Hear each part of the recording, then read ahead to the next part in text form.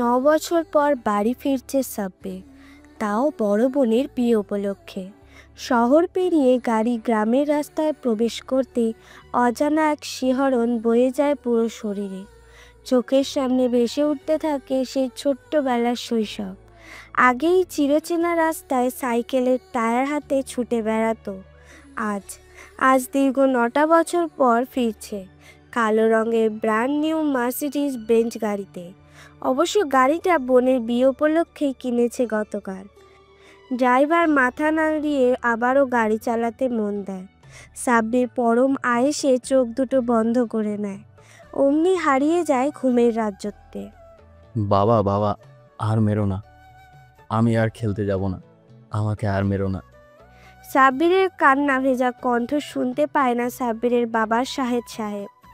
তিনি বেতের লাঠি দিয়ে প্রচণ্ড রাগান্বিত হয়ে মেরে চলেছে সাব্বিরকে। কেননা তিনি জানেন শাহেদ সাহেবের রাগ কেমন। এই সময় ছেলেকে বাঁচাতে গেলে নিজেকেও মার খেতে হবে। সাব্বিরকে মারতে মারতে ক্লান্ত হয়ে যান শাহেদ সাহেব। হাত থেকে লাঠিটা ছুঁড়ে ফেলে দিয়ে গর্জন করে ডেকে ওঠেন। সাব্বিরের মা। স্বামীর ডাকে দ্রুত এগিয়ে আসেন তিনি। চোখ মুখে ভয়ার্ত ভাব। শাহেদ সাহেব আরও তেজি কণ্ঠে বলে, এই জানোয়ারটাকে এখানে রেখে যাচ্ছি, কোনো রকম ওষুধ ওকে দিবে না, খাবার তো দূরে থাক। এত কষ্ট করে স্কুলের বেতন দিই, অথচ এই জানোয়ারটা স্কুল ফাঁকি দিয়ে পাড়ার মাঠে ক্রিকেট খেলতে যাই। সাব্বিরের আম্মু রাহেলা বেগম শান্ত কণ্ঠে বলেন, ছোট মানুষ, খেলতেই তো গিয়েছে একটু, তাই বলে এমনি মারবেন? শাহেদ সাহেব স্ত্রীর কথা শোনা মাত্র তাকেও দুগা লাগিয়ে দিয়ে হনহন করে বেরিয়ে যান। স্বামীর হাতে মার খেয়ে রাহেলা বেগম ফুঁসে ওঠেন। ক্রোধ ভরা চাহনিতে মেঝেতে পড়ে থাকা সাব্বিরকে দেখে তেলে বেগুনে জ্বলে ওঠে। ছুটে গিয়ে লাঠিটা হাতে নিয়ে তিনিও ইচ্ছে মতো সাব্বিরকে মারতে থাকে আর গর্জন করে বলতে থাকে, জানোয়ারের বাচ্চা, তোকে গর্ভে ধারণ করে আমি ভুল করেছি। তোর জন্য বারবার তোর বাপের হাতে আমাকে মার খেতে হয়েছে। আজ তোকে মেরে ফেলবো আমি। কথাগুলো বলতে বলতে মারতে থাকেন সাব্বিরকে। এদিকে সাব্বিরের তেমন হুঁশ নেই। বাবার হাতে মার খেয়ে এতটাই কাহিল হয়ে গিয়েছিল যে আর মুখ দিয়ে চিৎকারও বের হচ্ছিল না। তার উপর আবার রাহেলা বেগমের মার খেয়ে আর নিজেকে ধরে রাখতে পারে না, সেন্সলেস হয়ে যায়। এদিকে সদ্য কলেজ থেকে ফিরে মায়ের গর্জন শুনে ছুটে আসে বছর 14-র একটা মেয়ে। হ্যাঁ, মেয়েটা হলো নাবিহা, সাব্বিরের বড় বোন। নিজের ভাইকে এভাবে মারতে দেখে দ্রুত রাহেলা বেগমকে থামাতে গিয়ে নিজেও কয়েকটা আঘাত সহ্য করে সাব্বিরকে আগলে নেয়। রাহেলা বেগম ততক্ষণে হুঁশ ফিরে পেয়েছেন। হুঁশ ফিরে পাওয়ার পরপরই নাবিহাকে পাগলের মতো কাঁদতে দেখে নিচের দিকে তাকান। সাব্বির শুয়ে আছে একদম নিস্তেজ হয়ে। নাবিহা চিৎকার করে কাঁদতে কাঁদতে সাব্বিরকে ডাকছে, ভাই, এই ভাই, চোখ খোল না ভাই, তোর কষ্ট হচ্ছে ভাই, চোখটা খোল না। তবে সাব্বির নিশ্চুপ। রাহেলা বেগম ভয়ার্ত চোখে ছেলের দিকে তাকিয়ে কাঁপা কাঁপা হাতে সাব্বিরের বুকে হাত দেন। হার্ট চলছে। তিনি আর দেরি করেন না, দ্রুত সাব্বিরকে কোলে তুলে নিয়ে ছুটে বের হয়ে যান ঘর থেকে। পেছন পেছন ছুটে যায় নাবিহা নিজেও। মা মেয়েকে সাব্বিরকে কোলে করে পাগলের মতো ছুটতে দেখে এলাকার সবাইও ছুটতে থাকে ওদের পেছন পেছন আর ডাকতে থাকেন। তবে রাহেলা বেগমের হুঁশ নেই। পাগলের মতো ছেলেকে বুকে আগলে নিয়ে ছুটে চলেছেন। পদী মধ্যে একটি রিক্সা পেয়ে সেখানে নাবিয়াকে নিয়েও উঠে চলে আসেন হসপিটালে। অপারেশন থিয়েটারের সামনে দাঁড়িয়ে আছে রাহেলা বেগম আর শাহেদ সাহেব। দুজনের চোখেই ভয়ার্ত ভাব, ছেলেকে হারানোর ভয়। এতক্ষণে সাব্বিরের স্কুলের হেডমাস্টার সহ সকল শিক্ষক আর ওর সহপাঠীরা চলে এসেছে হসপিটালে। পুরো হসপিটাল গিজগিজ করছে মানুষে। এত মানুষ দেখে নাবিয়া আড়ালে চলে গিয়েছে আর শাহেদ সাহেব ভয়ার্তভাবে দাঁড়িয়ে আছেন অপারেশন থিয়েটারের সামনে। এমন সময় সাব্বিরের স্কুলের হেডমাস্টার আমজাদ হোসেন এগিয়ে আসেন শাহেদ সাহেবের দিকে। হেডমাস্টারকে এগিয়ে আসতে দেখে শাহেদ সাহেব চোরের মতো পালাতে চেষ্টা করলো, তিনি ব্যর্থ হন। আমজাদ হোসেন কড়া গলায় বলে ওঠেন, জি জি শাহেদ সাহেব, আপনাকে ভালো ভেবেছিলাম, কিন্তু আপনি যে এতটা মূর্খ আর বদরাগী জানতাম না। ছেলেটা খেলতে ভালোবাসে, তাছাড়া ভালো খেলোয়াড়ও। সামান্য একটু খেলেছে বলে তাকে এভাবে মারতে হবে? শাহেদ সাহেব কেন যেন হঠাৎ গর্জন করে ওঠেন। তেরে গিয়ে হেডমাস্টারকে বলে, ছেলে আমার, ওকে আমি জন্ম দিয়েছি, পারলে ওকে মেরে টুকরো টুকরো করব, তাতে তোর কি? তুই স্কুলের মাস্টারের মতো থাকবি, পারিবারিক বিষয় নাক গলাইবি না। আর আমাকে মূর্খ বলার সাহস পেলি কোথায়? তুই সামান্য একটা হাই স্কুলের হেডমাস্টার, আর আমি একজন সরকারি কর্মকর্তা। তোর চেয়ে হাজার গুণ বুদ্ধি বেশি আমার। আমজাদ হোসেন শাহেদ সাহেবের কথা শুনে মুচকি হাসেন আর তার পাশে থাকা আরো কয়েকজন শিক্ষককে উদ্দেশ্য করে বলেন, হা হা হা হা।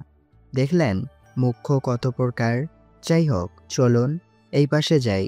ছেলেটাকে যেহেতু আমরাই জোর করে ক্রিকেট খেলতে পাঠিয়েছিলাম, আমাদের ওর এই অবস্থার জন্য দায় কিছুটা আছে। ডাক্তারের থেকে ছেলেটার অবস্থা জেনে যাব। কথাটা বলে আমজাদ হোসেন চলে যান। শাহেদ সাহেবও রাগী চোখে স্ত্রীর দিকে তাকিয়ে এগিয়ে যান আর গিয়েই স্ত্রীর চুলের মুঠি খামচি মেরে ধরে বলেন, হারামজাদি, তুই আবার ওকে মারতে গেলি কেন? আজ তোর জন্য আমাকে সামান্য মাস্টার মূর্খ বললো। কত টাকা খরচা হলো? বাসায় চল, তোকে হসপিটাল, তোর এই চার সন্তানের সাথে হসপিটালে শুয়ে থাকার ব্যবস্থা করে দিব। স্বামীর এহেন কথায় দমে যায় রাহেলা বেগম।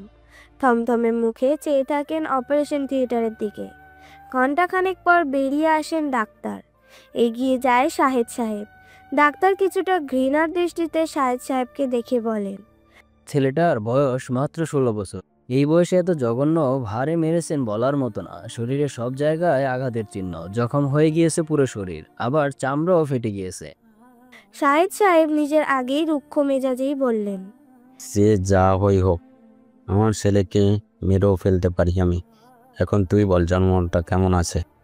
ডাক্তার মুচকি এসে বলেন, জানোয়ার আমার চোখের সামনে দিব্যি দাঁড়িয়ে আছে, আর জানোয়ার এর বাচ্চা হসপিটালের বেডে চেতনাহীন হয়ে শুয়ে আছে। আশা করি 2-4 ঘন্টা পর জ্ঞান ফিরবে, আর না হয় ফিরলে কোমায় চলে যাবে। কথাটা বলে তিনি চলে যান সেখান থেকে।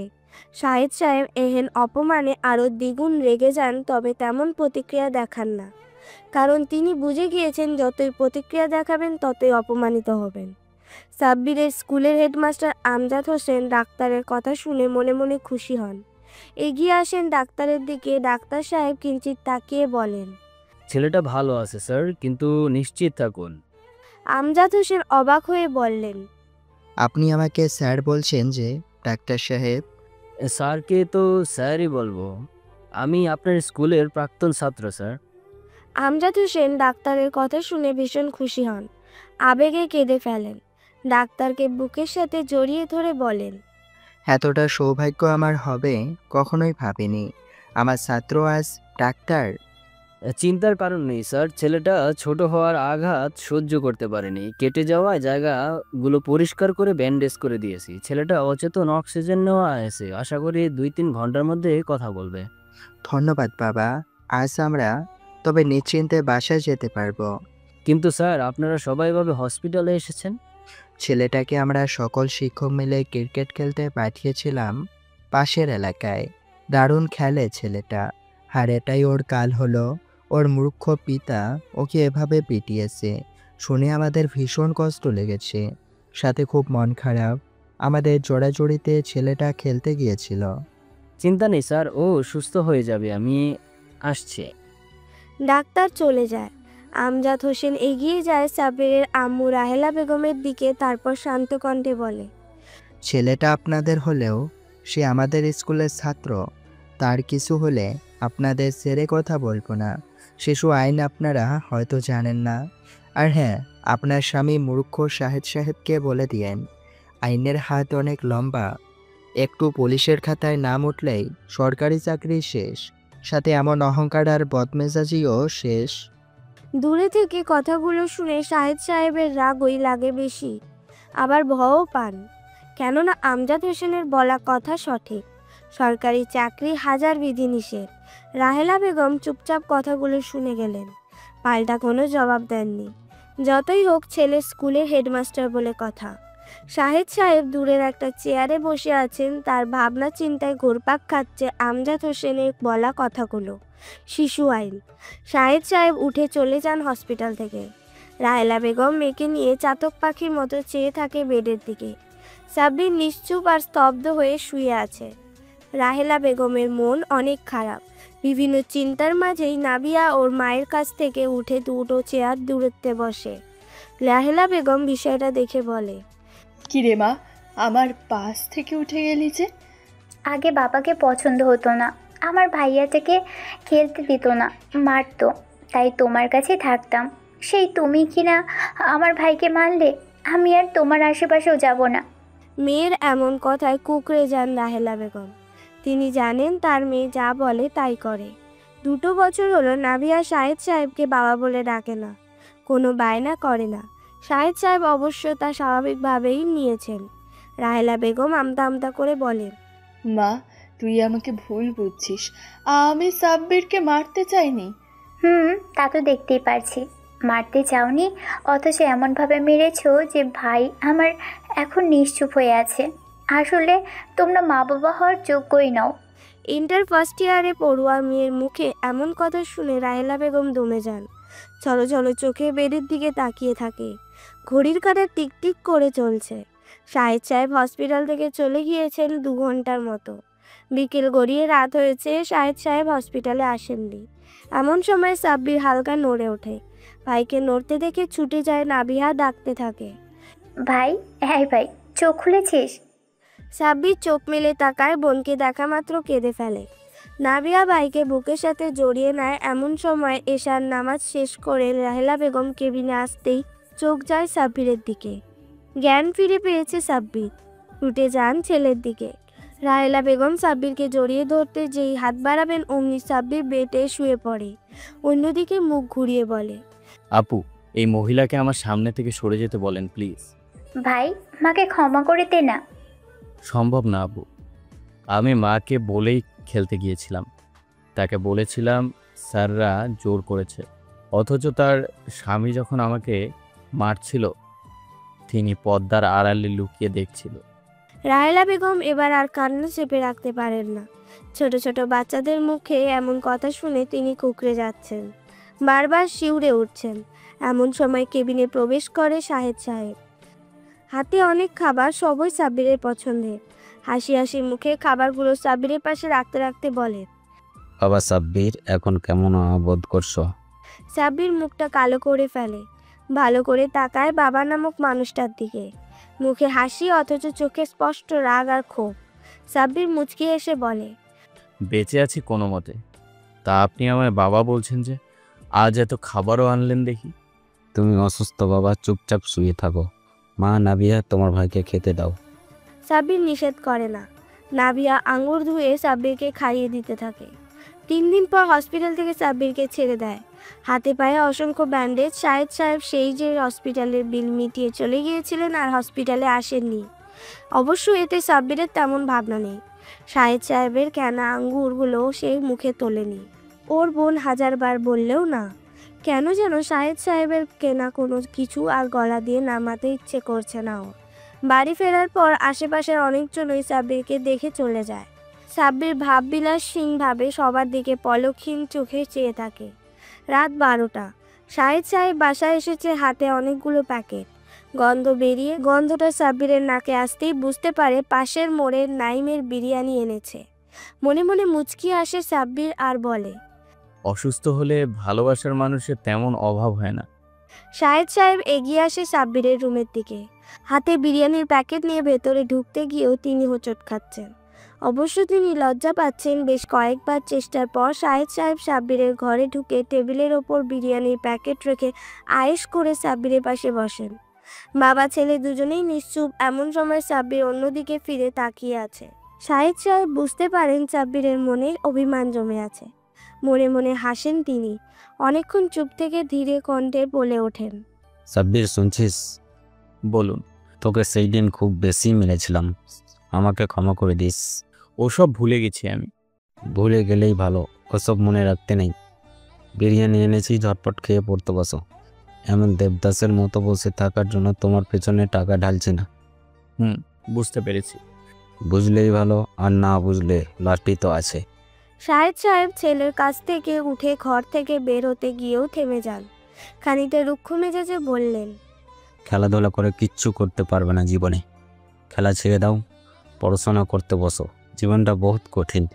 ক্রিকেট খেলে এক মুঠো ভাত জোগাড় করতে পারবে না, না খেয়ে রাস্তায় পড়ে থাকবে, তবুও কেউ এক লোকমা ভাত মুখে তুলে দেবে না। সময় আছে, পড়তে বসো। সবে মাত্র ক্লাস 9-এ পড়ো, সামনে তোমার উজ্জ্বল ভবিষ্যৎ আছে।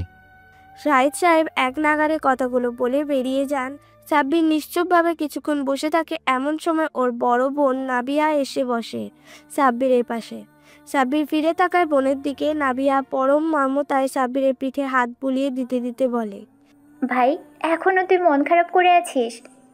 না আপু, মন খারাপ করে নেই। আমি বুঝি রে ভাই, তুই পড়াশোনা করতে চাস না, তুই বড় খেলোয়াড় হতে চাস। আমি জানি তুই বড় খেলোয়াড় হবি। সাব্বির ভীষণ খুশি হয়, বোনকে জড়িয়ে ধরে বলে, সত্যি বলছো তো আপু? অবশ্যই সত্যি বলছি। তবে হ্যাঁ হ্যাঁ, বল আপু। তবে তবে এভাবে দিনের পর দিন না খেয়ে থাকলে তুই খেলোয়াড় হবি কি করে?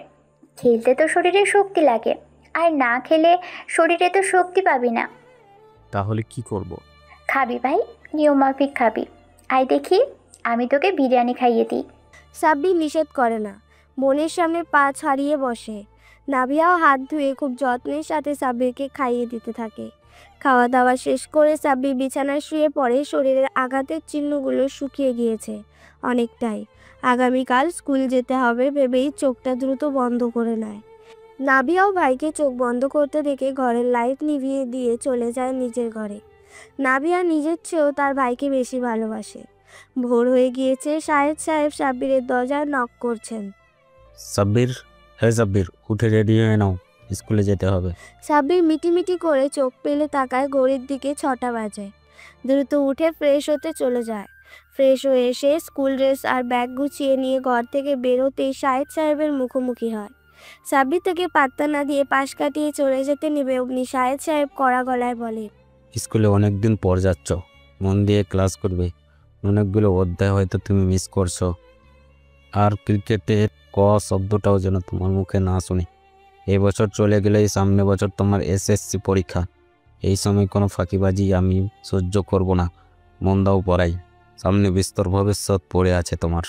সাব্বির ওর বাবার কথাগুলো কখনোই তেমন একটা সিরিয়াসলি নেয় না, কেননা তার সব কথাই তার কাজ সাব্বিরের মনে বিরুদ্ধে চলে যায়।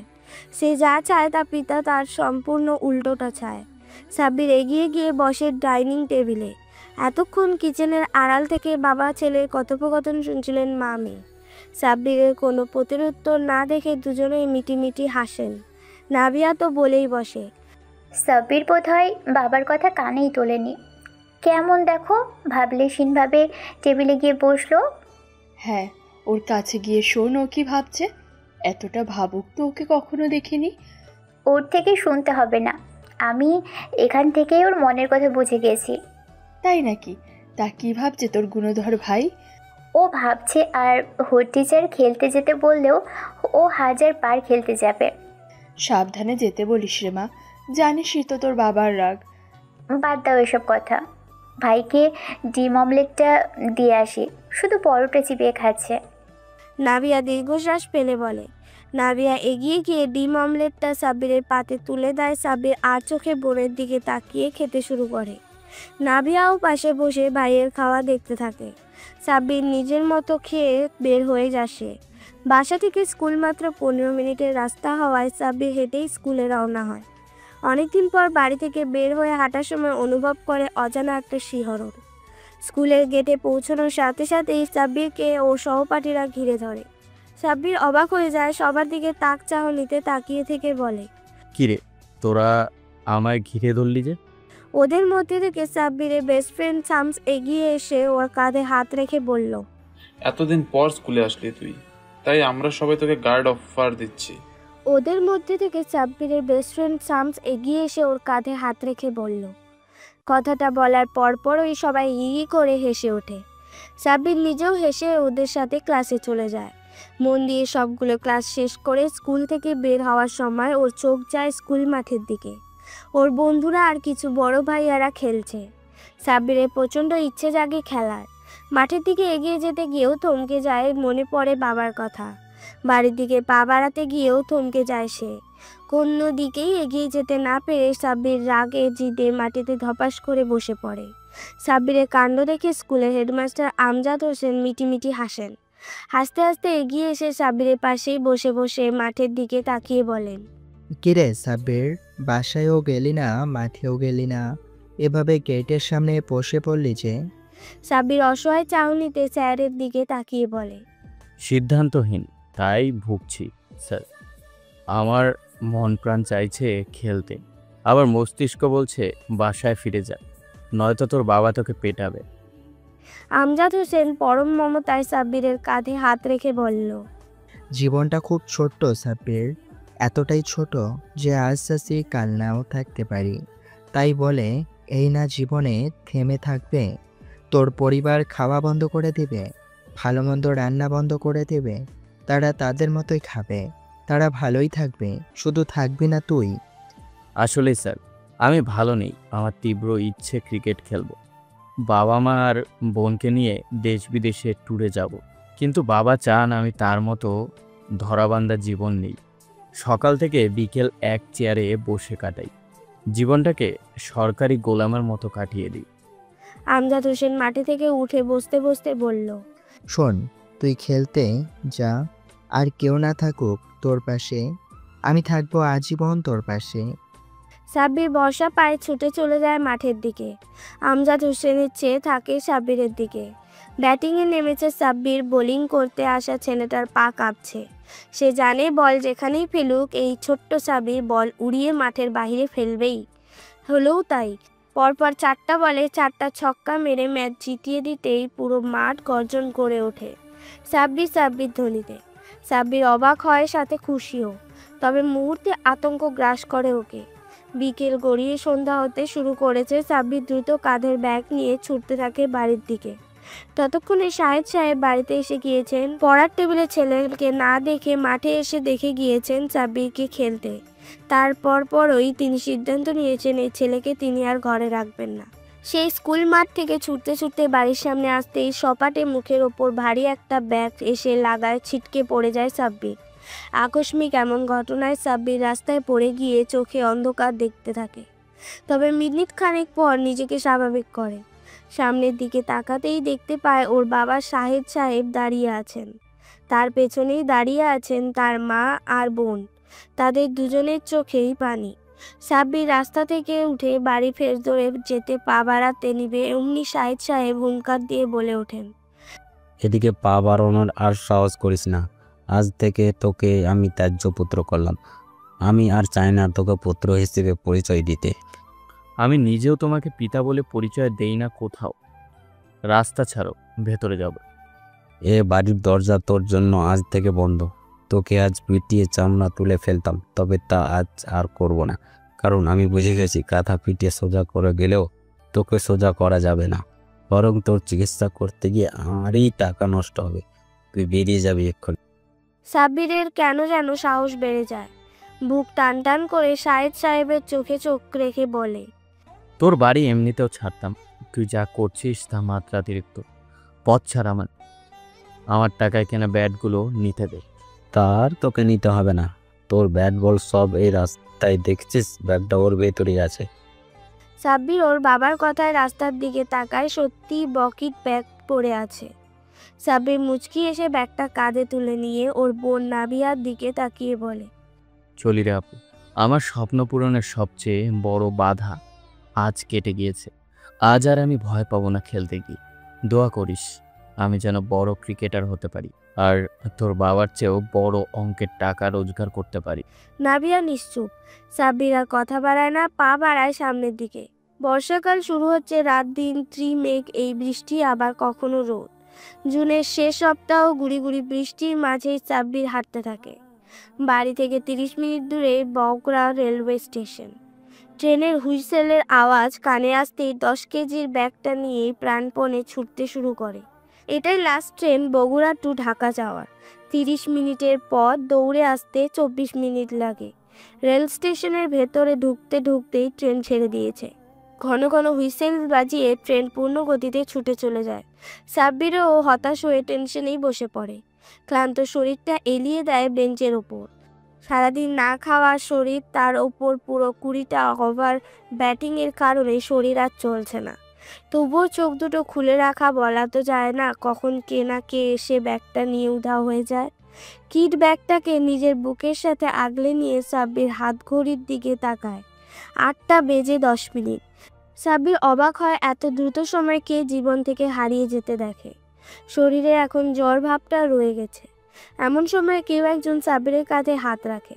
চমকে ওঠে, পেছনে ফিরে তাকায় সাব্বির। আমজাদ হোসেন, সাব্বিরের স্কুলের হেডমাস্টার, দাঁড়িয়ে আছে। চোখ মুখে আঁধার। সাব্বির কিছু না বলে মাথাটা নামিয়ে নেয়। আমজাদ হোসেন সাব্বিরের কাঁধ থেকে হাতটা নামিয়ে এসে বলেন, সাব্বিরের পাশে বসে।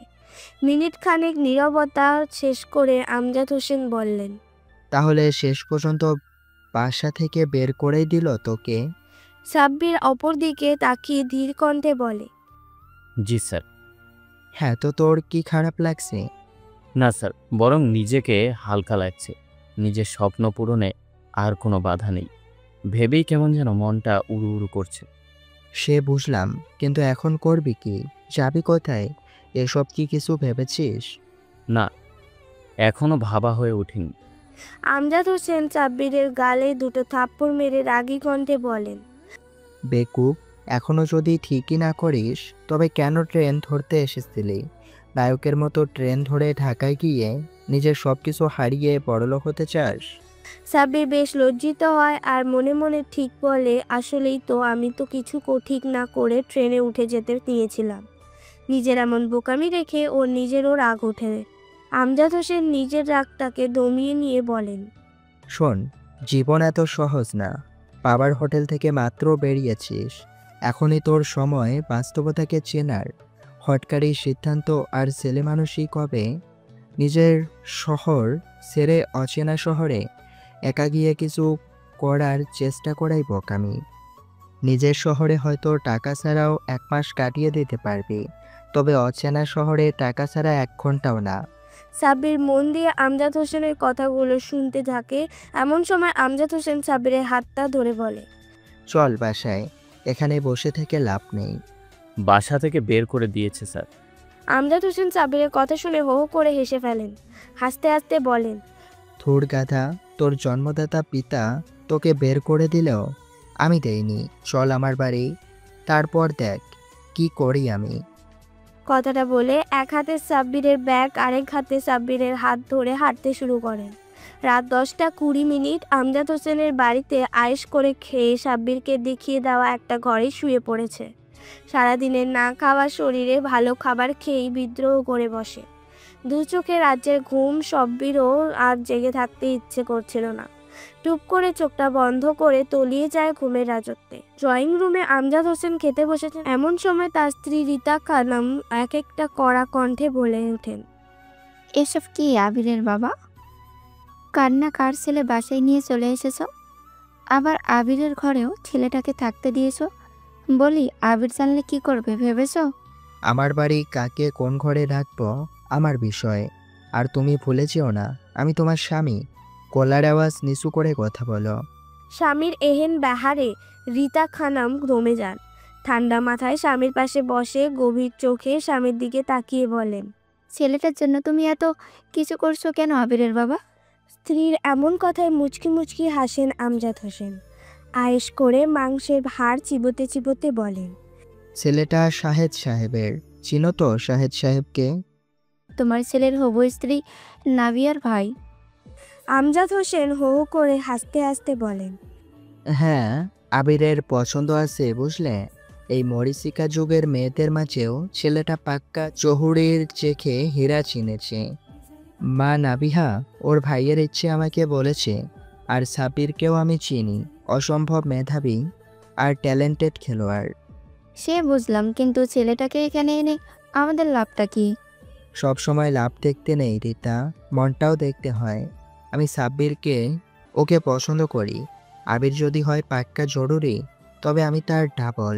পেলে বয়ের যুগে আমি লয়াল আর অসম্ভব ভালো ছেলে পেয়েছি। রীতা খানম চোখ দুটো শুরু করে বলেন, কি বলতে চাইছো তুমি? আমাদের রতিমাকে সাব্বিরের সাথে বিবাহ দিব রীতা। রীতা খানম এবার দমে যান, খানিকটা হাস্যোজ্জ্বল কণ্ঠে বলেন, তাই তো বলি, তুমি তো বিনা কারণে কাউকে এত আদর করো না। তা সের বয়স কত? বেশি না, 16 কেবল। আর আমাদের মেয়ের 12। ভালোই মিলিয়েছে দেখছি। হ্যাঁ, সে যাই হোক, কাউকে এসব বলার দরকার নেই। মেয়ে বড় হচ্ছে, জামাই খুঁজে রাখলে কি আর সমস্যা আছে বলো? না না, সমস্যা থাকবে কেন? তা জামাইকে আরও বেশি যত্ন করতে হবে। কাল বাজার গিয়ে বড় কাতল আর মাংস কিনে এনো। হা হা হা হা। দেখো, এখনই জামাই বানিয়ে ফেললে। হ্যাঁ, আজ হোক কাল হোক, জামাই তো হবেই। তাই আদর যত্ন এখন থেকেই আরম্ভ করাই ভালো। ড্রয়িং রুমের সোফায় বসে বাবা মার কথাগুলো শুনে ক্লাস 6-এর রতি বেশ শরম পেয়ে যায়। লজ্জায় রাঙা হয়ে ভাবতে বসে সাব্বিরকে নিয়ে। রাত 12টা বেজে 23 মিনিট। নাবিহা নিশ্চুপ হয়ে বসে আছে পড়ার টেবিলে। খানিকক্ষণ আগেই ওর বাবা ওকে আর ওর মাকে কড়া গলায় শুনিয়ে দিয়েছে, কোনো রকমভাবে তার সিদ্ধান্তের বিরোধিতা করলে তাদেরও বের করে দিবে, এমনকি তার মাকে ডিভোর্সও দিতে পিছু পা হবে না। কে বা চায় এমন বয়সে বাবা মার বিচ্ছেদ? নাবিয়াও তা চায় না। তাই তো সে ভাইয়ের চলে যাওয়াতেও কাঁদেনি। নিজেকে শক্ত করে বিছানায় গিয়ে শুয়ে পড়ে আর মনে মনে বলে, ভাই, তুই ভালো থাকবি, ভালো ক্রিকেটার হবি। একদিন নিশ্চয়ই বাবা আফসোস করবেন কেন তোকে তার স্বপ্ন পূরণে পুরোপুরি সাপোর্ট দেননি বড় চাকরিওয়ালা বানাতে গিয়ে। সেদিন তুই হাসবি বিজয়ের হাসি। টেবিল ল্যাম্প নিভিয়ে চোখ দুটো বন্ধ করে ফেলে নাবিয়া। অপরদিকে রাহেলা বেগম চুপচাপ স্বামীর পাশে শুয়ে আছেন। তার চোখে পানি। তিনি ভাবতেই পারেনি ছেলেকে তার স্বামী বের করে দেবেন, আর বের করে দেওয়ার সময় তিনি টু শব্দ করলে তাকেও ডিভোর্স দেবেন। পরিবারে অবহেলিত মেয়ে ছিল তিনি। এই বয়সে যদি তাকে স্বামীর বাড়ি ছাড়তে হয় তবে ভাইদের বউ জায়গা দেবে না, সেই ভয়েই তিনি চুপ ছিলেন। ছেলের জন্য ডুকরে কাঁদতেও পারছেন না তিনি। ভয়ে স্বামী যদি জেগে ওঠেন। ডান হাতে তালু দিতে চোখ দুটো মুছে মনে মনে বললেন, বাবারে, তুই তোর স্বপ্ন পূরণ করবি আমি জানি। আল্লাহ তোকে সেই প্রতিভা দিয়েছেন, আর আমার দোয়া সব সময় তোর সাথে আছে।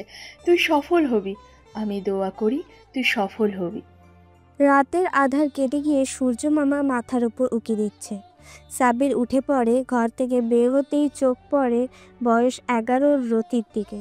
মেয়েটা ওর দিকে তাকিয়ে আছে এমন করনি। সাব্বির ও রতির দিকে তাকায়। মেয়েটা দেখতে পরীর মতো, একদম রীতা খানমের মতো। সাব্বির বেশ বিব্রত হয়, চোখ দুটো নামিয়ে নিয়ে বলে, কেমন আছিস রতি? রতি নিমেষেই মুখটা গোমরা করে ফেলে, চোখ দুটো কুঁচকে বলে, ওই, তুমি আমাকে তুই বললে কেন? বারে, তুই আমার ছোট না? তাতে কি হয়েছে? তুমি আমাকে তুমি করে বলবে, নয়তো আমি কেঁদে দেব। সাব্বির ফিক করে হেসে দেয়। হাসতে হাসতে রতির গাল দুটো টেনে দিয়ে বলে, ঠিক আছে, তুই করেই বলো। খুশি? রতি মাথা দুটো দুপাশে ঝাঁকিয়ে বলে, তাহলে আবার বলো, একটু আগে কি জিজ্ঞেস করছিলে আমায়? কেমন আছো তুমি রতি? এই তো গুড বয়, আমি ভালো আছি। তুমি কেমন আছো সাব্বির? আলহামদুলিল্লাহ। সাব্বিরের কথার মাঝে এগিয়ে আসেন আমজাদ হোসেন। মেয়েকে চোখের ইশারায় ঘরে যেতে বলে সাব্বিরকে বলেন, চলো সবাই গিয়ে বসি, ও কথা আছে তোমার সাথে। সাব্বির মাথা নাড়িয়ে আমজাদ হোসেনের পেছন পেছন গিয়ে বসে সোফায়। আমজাদ হোসেন গড়া চড়িয়ে স্ত্রীকে 2 কাপ চা আনতে বলে সাব্বিরকে বলে, তুই তো ঢাকায় চলে যেতে চাচ্ছিস, তাই তো? হ্যাঁ, কোনো মতে যদি বিকেএসপিতে ভর্তি হতে পারি তাহলেই আমি ক্রিকেটার হতে পারবো। শোন, তোকে আমি বিকেএসপিতে ভর্তি করিয়ে দিব, বদলে তোর থেকে আমার একটা জিনিস চাওয়ার আছে। সাব্বির বেশ অবাক হয়, তবে মুহূর্তেই মনে পড়ে স্বার্থের এই পৃথিবীতে কেউ নিজের ভালো ছাড়া উপকার করে না। সাব্বির কিঞ্চিত হেসে বলে, জি স্যার, বলুন কি চান? এখন বলবো না, তুই ক্রিকেটার হওয়ার পর বলবো। তবে এতটুকু শুনে রাখ, কোনো নারী ঘটিত কেলেঙ্কারিতে জড়াবি না। জি স্যার, মনে রাখবো। বিকেএসপিতে ভর্তি শুধু আমি করিয়ে দিব, নাকি মাসিক খরচ তোকে 50% দিতে হবে? আর এটা তুই পার্ট টাইম কাজ করে দিবি, বাকিটা আমি। ঠিক আছে। তাহলে শোন, আজ স্কুলে যেতে হবে তোকে। তোর ভাগ্যটা বেশ ভালো বুঝলি, এখনও এসএসসি পরীক্ষার রেজিস্ট্রেশন হয়নি। সামনে মাসেই 1 তারিখ রেজিস্ট্রেশন শুরু। আজই তোকে টিসি দিয়ে ঢাকা বিকেএসপিতে নিয়ে যাব। সাব্বির সম্মতি জানায়। আফজাল সাহেব ও স্ত্রী রেখে যাওয়ায় চায়ের কাপে চুমুক দিতে দিতে বলে, খেলার পাশাপাশি মন দিয়ে পড়াশোনাও করিস। বলা যায় না কখন কোনটা কাজে লাগে। তোর ম্যাম এক ভালো চা বানায়। সাব্বির চায়ের কাপে ছোট ছোট চুমুক দিতে দিতে নিজের মা আর বোনের কথা ভাবতে থাকে। এমন সময় আমজাদ হোসেন বলেন, ঢাকায় আমার এক চেনা ভাই আছে। লোকটা বিকেএসপিতে ট্রেনিং করায়, পরিচয় করিয়ে দেব। দেখবি সে তোকে আরও বেশি গুরুত্ব দেবে। সাব্বির খুশি হয়। সারাদিন নিজের সার্টিফিকেট আর টিসি নিতে নিতেই কেটে যায়। বিকেলে বন্ধুদের থেকে বিদায় নিয়ে আমজাদ হোসেনের বাসায় আসতেই রিতা খানম এগিয়ে আসেন। সাব্বির তার দিকে তাকিয়ে মাথাটা নিচু করে ফেলেন। রিতা খানম সরাসরি বললেন, আমি তোমার মায়ের মতোই, এভাবে চোখ নামিয়ে নিতে হবে না। আজ সারাদিন কোথায় ছিলে? জি ম্যাম, স্কুলে ছিলাম টিসি নিতে, সাথে বন্ধুদেরও বিদায় জানিয়ে এলাম। তোর স্যার ফোন করেছিল, তিনি রাত 8টায় আসবেন। তোমাকে নিয়ে রাত 9টায় রওনা হবে ঢাকার উদ্দেশ্যে। আলহামদুলিল্লাহ। মন দিয়ে খেলাধুলা করবে, সেই সাথে পড়াশোনাও। জি আচ্ছা। ঘরে গিয়ে ফ্রেশ হয়ে এসো, আমি খাবার গরম করছি। সাব্বির দ্রুত পাশ কাটিয়ে ঘরে আসে। ওর কেন যেন অস্বস্তি অনুভব হয়। কারো বাড়িতেও ও নিজেও জানে না। তবুও বেশ খুশি হয় রাতে তার স্বপ্নের যাত্রা শুরু হবে। রাত 8:30 কাঁধে নিজের কিট ব্যাগ নিয়ে দাঁড়িয়ে আছে সাব্বির। পাশেই দাঁড়িয়ে আছে আমজাদ হোসেন। তিনি সাব্বিরকে লক্ষ্য করেন। ছেলেটা অনেকটাই উত্তেজিত। আমজাদ হোসেন মিটিমিটি হেসে বলেন, কিরে সাব্বির, এভাবে যে কাঁদছিস, বলি তুই বড় ম্যাচ, তাহলে নিজের মানসিক চাপ কিভাবে সামাল দিবি? চাপ ধরে রেখে মাথা ঠান্ডা যদি নাই খেলতে পারিস, তবে তো তুই আন্তর্জাতিকে সফল হবি না। সাব্বির বেশ লজ্জা পায়, আবার শিক্ষাও নেয়। মনকে দ্রুত শক্ত করে দাঁড়িয়ে দাঁতে দাঁত চেপে বলে, আসলে স্যার, আজই আমার প্রথম ট্রেন ভ্রমণ, তাই একটু ভীত। তবে আমি ক্রিকেটে আজ বা গতকাল থেকে খেলছি না। এই খেলাটাতে আমি অভ্যস্ত। আমি চাপ ঠিকই ধরে রাখব। বেশ ভালো। তবে শোন, বিকেএসপিতে কিন্তু ভালো রেজাল্ট করতে হবে খেলাধুলার পাশাপাশি, নয়তো ওখানে তোকে রাখবে না। বুঝতে পেরেছি। সাব্বিরদের কথার মাঝে ট্রেনের হুইসেল কানে আসে ওদের, মানে ট্রেন এসে গিয়েছে। দ্রুত সাব্বির কাঁধে ব্যাগ তুলে নেয়। ট্রেন এসে থামে ওদের সামনে। সাব্বির দ্রুত ট্রেনে চেপে বসে। আমজাদ সাহেবও বসেন। মিনিট খানেক পর ট্রেন ছেড়ে দেয়। সারা রাত ট্রেন চলতে থাকে এই স্টেশন থেকে ওই স্টেশন। সাব্বিরের মনে পড়ে ছোটবেলার সেই বিখ্যাত ছড়া, ট্রেন চলেছে, ট্রেন চলেছে, ট্রেনের বাড়ি কই, একটু যদি ফের ছুটে যায় মাঠ পেরেতেই বোন। ভোর 6টা দীর্ঘ ট্রেন ভ্রমণের পর কমলাপুর স্টেশনে ট্রেন থামতে আমজাদ হোসেন সাব্বিরকে নিয়ে নেমে পড়ে। সাব্বির অবাক হয় এত এত লোক দেখে। আমজাদ হোসেন সাব্বিরের হাত শক্ত করে ধরে বলে, চল সাব্বির, সাভার যেতে হবে। সেখানেই তোর স্বপ্নের বিকেএসপি। রিক্সা করে বিকেএসপিতে আসতে আসতে 10টা বেজে যায়। বিশাল বড় একটা ভবন। সাব্বির আরও বেশি উত্তেজিত হয়। পা রাখে বিকেএসপি। আফজাল হোসেন ভেতরে প্রবেশ করতে এগিয়ে আসেন একজন বয়স্ক লোক। লোকটা দেখে আমজাদ হোসেন এগিয়ে গিয়ে জড়িয়ে ধরেন। খানিকক্ষণ জড়িয়ে ধরে রাখার পর আমজাদ হোসেন সাব্বিরের কাছে লোকটাকে নিয়ে এসে বলেন, সাব্বির, এই হলো আমার চাচা রফিক, এখানকার সাউন্ড স্টাফ। আসসালামু আলাইকুম। ওয়ালাইকুম আসসালাম। তাহলে তুমি সেই সাব্বির? আমজাদের মুখে তোমার নাম এত শুনেছি, কি বলবো। তা চাচা, ভর্তির ব্যবস্থা করছো? এখন তো জুন মাসের শেষের দিকে, এখন ভর্তি নেবে না। ভর্তি নিতে বিনা পাঙ্গা দিয়ে ডিসেম্বর আর জানুয়ারিতে। ও কিন্তু চাচা, ও তো স্কুলে ছিল, টিসিও নিয়ে এসেছি। তাছাড়া তুমি তো আছোই, একটা ব্যবস্থা করা যায় না? সাব্বির গম্ভীর চোখে রফিকের দিকে তাকায়। রফিক লোকটা কেমন যেন ছটফট করছে আর বারবার নিজের পকেটে হাত দিয়ে কিছু একটা বোঝাতে চাচ্ছেন। আমজাদ হোসেনও বুঝতে পেরে দ্রুত নিজের পকেট থেকে 100 টাকার একটা বান্ডিল রাফিক সাহেবের হাতে দিতেই বিদ্যুতের মতো টাকাটা নিয়ে পকেটে রেখে পান খেয়ে লাল টকটকে করা দাঁত আর জিহ্বা বের করে খ্যাক খ্যাক করে হাসতে হাসতে বলল, হইয়া যাইব, কোনো সমস্যা নাই। আগামীকাল ট্রেনিং আর পরীক্ষা আছে, ভালো মতন পাশ করলেই ভর্তি হইয়া যাইব। কিরে, মুখ এমন গোমরা করে আছিস কেন? তুই খুশি হসনি? সাব্বির মুখে কিছু না বললেও মাথা নাড়িয়ে হ্যাঁ সূচক জবাব দেয়। এমন সময় রফিক সাহেব এগিয়ে যান অফিসের দিকে।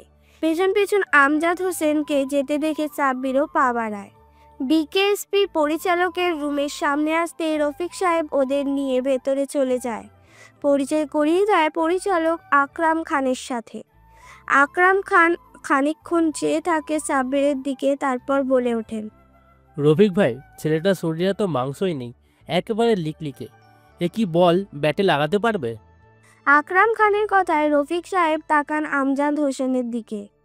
আমজাদ হোসেন এতক্ষণে ফিক করে হেসে দিয়েছেন। সাব্বির হাসে। রাফিক সাহেব বেশ বিব্রত হয়ে বলেন, আমজাদ ছেলেটার খেলা তুমি সত্যি দেখেছো?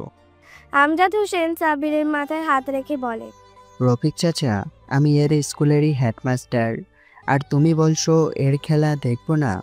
এ হলো আমাদের এলাকার টপ পারফর্ম করা প্লেয়ার। এমন কোনো টুর্নামেন্ট নেই যেখানে এ খেলেনি। আকরাম খান তার ছেলের সুরে বলে, সে হয়তো পাড়ার বলারের সামনে, এটা বিকেএসপি, এখানে সব ট্যালেন্ট দিয়ে। এখানে আমার মনে হয় এই ছেলেটা ব্যাটে বল লাগাতেই পারবে না। স্যার, একে একবার ব্যাটিং করতে সুযোগ দিন। আমি কথা দিচ্ছি সাব্বির এক ওভারে 3টা ছক্কা মারবে। আকরাম খান হো করে হাসতে হাসতে চেয়ার ছেড়ে উঠে এসে সাব্বিরের হাত ধরে কাঁধ দেখতে দেখতে বলে, ঠিক আছে চলো, তবে গিয়ে দেখি ছেলেটার মাসেল পাওয়ার কেমন। যদি ও 3টে ছক্কা মারতে পারে তবে কিন্তু 30-এর জায়গায় আরও 20,000 বেশি নিব। আর মারতে পারলে? সেটা আমি ভাবছি না, কারণ ছেলেটা কখনোই 3টে মারতে পারবে না। আকরাম খান কথা শেষ করে রদরজার দিকে এগিয়ে যান। আমজাদ হোসেন কড়া কণ্ঠে বলেন, সাব্বির, এই পরিচালককে তুই দেখিয়ে দে তুই কত বড় খেলোয়াড় হতে পারিস আর কতগুলো ছক্কা মারতে পারিস। সাব্বির মাথা নাড়িয়ে বের হয়ে আসে পরিচালকের রুম থেকে। নেট দিয়ে ঘিরে রাখা মাঠের স্ট্রাইক প্রান্তে সাব্বির ব্যাট খাতে পজিশন নিতেই দূর থেকে বিকেএসপির হেড কোচ সানটেই দৌড়ে আসেন। রাগী চোখে কিছু একটা বলতে গিয়েও পরিচালক আকরাম খানকে দেখে দমে যান। তবুও ক্ষুব্ধ কণ্ঠে বলেন, আকরাম ভাই, এই ছেলেটাকে কোথায় থেকে আনলেন আর নেটে ব্যাট করতে দিয়েছেন? আকরাম খান গভীর কণ্ঠে বলেন, তুমি হেড কোচ হতে পারো, কোচের মতোই থাকো, এত বেশি বকবক তোমার না করলেও চলবে। তুমি জাস্ট দেখো ছেলেটার পাওয়ার আছে কিনা। এ নাকি বগুড়া সেরা খেলোয়াড়। জি স্যার, কিন্তু এই ছেলের যে শরীর, এ তো নিগলিকে শরীর নিয়ে কিভাবে ব্যাটিং করবে? এর তো জোরেই নেই বললেই চলে। আমজাদ হোসেন শুধু মুচকি আসতে থাকে, যা চোখ এড়ায় না সনটেইটে। মনে মনে তিনি ক্ষুব্ধ হন। রাগী দৃষ্টিতে নেটে ব্যাটিং ভঙ্গিতে দাঁড়িয়ে থাকা সাব্বিরকে দেখে মনে মনে শয়তানি ভাবনা আসে তার। আকরাম খানকে অনেকটা জোরেই বলেন, দেখতে হলে আমাদের 12 ব্যাচের সেরা পেস বোলার মোস্তাফিজকেই বোলিং দেওয়া। না, এটা করা ঠিক হবে না। আজই ছেলেটা এসেছে বোলিং মেশিনে, দেখি কেমন হিট পাওয়ার। স্যার, আপনি বিকেএসপির পরিচালক হলেও আমি এখানকার হেড কোচ। আমার এরিয়াটা, আমি এই ছেলেকে মোস্তাফিজের বিপক্ষে ব্যবহার করব। রফিক সাহেব গিয়ে দ্রুত মোস্তাফিজকে ডেকে আনুন। সনটেইটের চোখ মুখে স্পষ্ট ক্রোধের আগুন, কিন্তু তার বিপরীত আমজাদ হোসেন। তিনি নেটে সাব্বিরের দিকে এগিয়ে গিয়ে বলেন, সাব্বির, মাথা ঠান্ডা রেখে চোখ দুটো দিয়ে সুন্দরভাবে বল দেখে হিট করবে। আর হ্যাঁ, নার্ভাস হওয়ার প্রয়োজন নেই, তুমি সেরা এটা জানলেই তোমার চলবে। সাব্বির মাথা নাড়িয়ে সম্মতি দেয়। একটু পরেই কাটার মাস্টার খ্যাত মুস্তাফিজুর রহমান এসে সানটেইটের হাত থেকে বলটা নিয়ে এক ঝলক সাব্বিরের দিকে তাকিয়ে তাচ্ছিলের হাসি দিয়ে রান আপ শুরু করে। সাব্বিরও আগুন চোখে সামনে তাকায়। মুস্তাফিজ নিজের সর্বোচ্চ দিয়ে বল ছাড়ার পরপরই সাব্বির ক্ষিপ্ত গতিতে এক ধাপ সামনে এগিয়ে গিয়ে ব্যাট চালায় নিজের সর্বোচ্চ শক্তিতে। ফলস্বরূপ বল মাঠের বাইরে। সঙ্গে সঙ্গে আমজাদ হোসেনের লাফিয়ে চিৎকার করে ওঠে ছক্কা ছক্কা। সনটেইনের মুখ চেয়ে চুপসে যায়। আকরাম খান হাঁ করে তাকিয়ে থাকে সাব্বিরের দিকে। ওভারের দ্বিতীয় বল। আগের বলে ছক্কা খেয়ে পাগলাটাই হয়ে যাওয়া ফিজ আর তেজি মনোভাব বল ছড়ে পারফেক্ট ইয়ার্কার, কিন্তু সাব্বির মুহূর্তে বলটা স্কুপ করে বলটা বাউন্ডারিতে পাঠাতে আমজাদ হোসেন চিৎকার করতে থাকে খুশিতে। আকরাম খান দ্বিগুণ চমকে যায়। সাব্বির নিশ্চুপ, তবে তৃতীয় বলে অপেক্ষায় মুস্তাফিজ রীতিমতো অবাক। তৃতীয় বলটাও সে ইয়র্কার করতে চাইলেও বলটা ফুল টস হয়ে যায়। ফলস্বরূপ সাব্বির বিশাল এক ছক্কা মেরে বিজয়ের হাসি দেয়। মুহূর্তে আকরাম খান সনটেই ট্রাফিক সহ উপস্থিত সবাই করতালি দিতে শুরু করে। সাব্বির শুধু হাসে। আকরাম খান সনটেইটের দিকে তাকিয়ে বলে, তোমার এই পাগলামির কারণেই পিওর ট্যালেন্টেড একটা হার্ড হিটার পেতে চলেছে বাংলাদেশ। সনটেইট নিজের ভুলটা সম্ভবত বুঝতে পেরে অমায়িক হেসে বলল, ওর বডি খুচরো হলেও ওর হিটিং পাওয়ার অসাধারণ। ফিজের মতো আইপিএল খেলে আসা বোলারকে পরপর 3টে ছক্কাও, তাও আবার একটা ইয়র্কার বলে, সত্যি অবিশ্বাস্য। ওর ব্যাট বলে যেন ঠেক নেই, ওঠে না, উড়িয়ে যাচ্ছে সীমানার বাইরে। তো তোমার পরীক্ষায় কি ছেলেটা পাস করলো? হ্যাঁ হ্যাঁ হ্যাঁ, জি স্যার, কিন্তু এখন তো জুন মাস, ভর্তি নেওয়া যাবে না। তা আমি বুঝবো, ও 9-এ ভর্তি হবে, মানে 9তম ব্যাচ। হিটিং পাওয়ার আরও উন্নত হবে বলে মনে হচ্ছে। জি চলুন কথা বলি তার সাথে। আকরাম খান আর সনটেইট এগিয়ে আসে সাব্বিরের দিকে। সবার প্রথম আকরাম খান সাব্বিরকে বলে, অসাধারণ ট্যালেন্ট আছে তোমার। তুমি বিকেএসপিতে ভর্তি হওয়ায় প্রথম ধাপ সম্পূর্ণ করেছো। সাব্বির উৎফুল্ল হয়ে উঠে আবেগে। এমন সময় সনটেইট সাব্বিরকে বুকের মাঝে জড়িয়ে নিয়ে বলে, ওয়েল প্লে মাই বয়। আমি সত্যি এত কম বয়সে কাউকে এমন পিওর হিটিং করতে দেখিনি।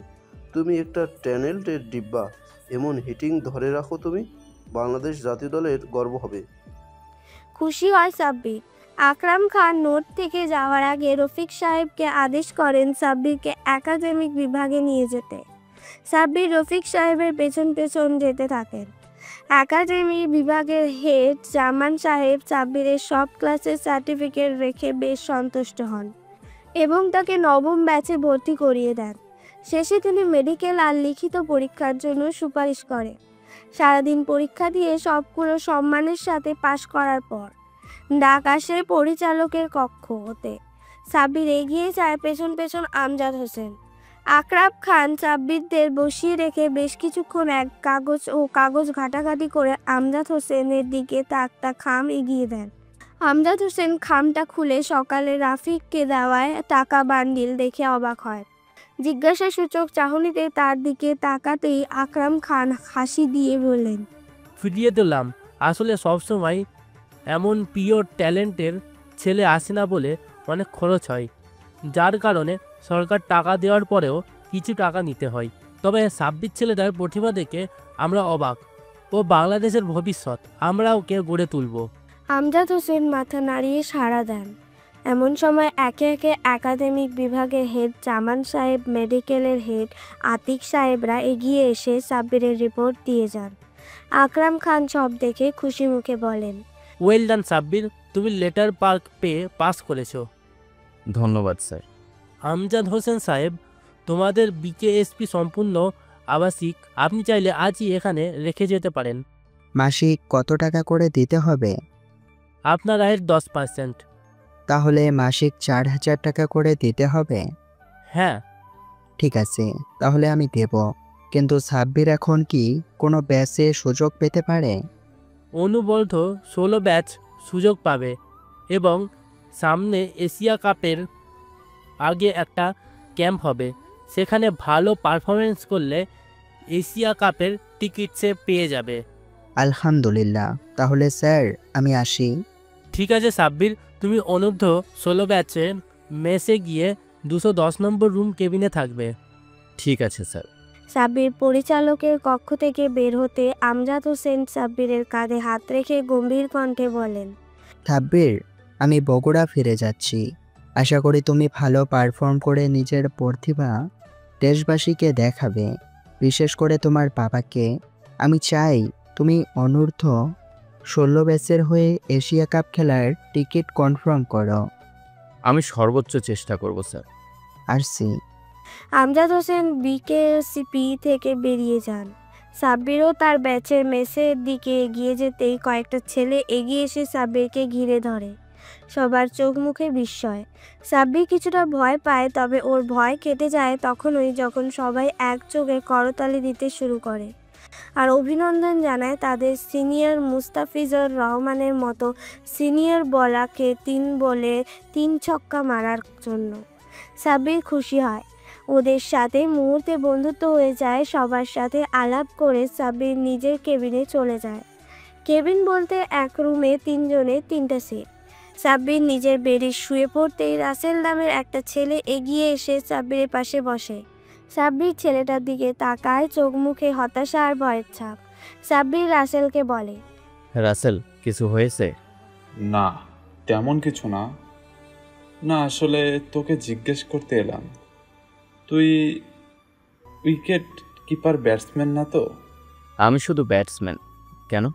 না, এমনিতে আমাদের এই ব্যাচের প্রায় 5 জন উইকেট কিপার ব্যাটসম্যান। ভাবলাম তুমিও হয়তো আমার প্রতিদ্বন্দ্বী হবে। ব্যক্তির চেয়ে দল সবসময় বড়। ভালো পারফর্ম করলে তুমি প্লেইং 11-এ থাকবে। আমিও তো সবার ওপরে।